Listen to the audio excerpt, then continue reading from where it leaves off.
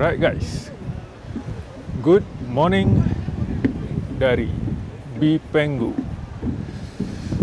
Finally kita berjaya sampai selepas 4 jam perjalanan dari Bandar Chengu.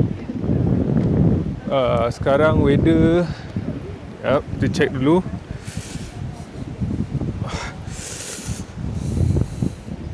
Weather dia 1 Celsius.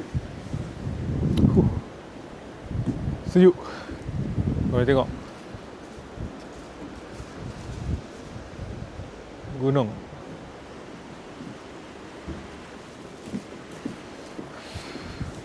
Jom kita explore apa ada kat sini. Let's go.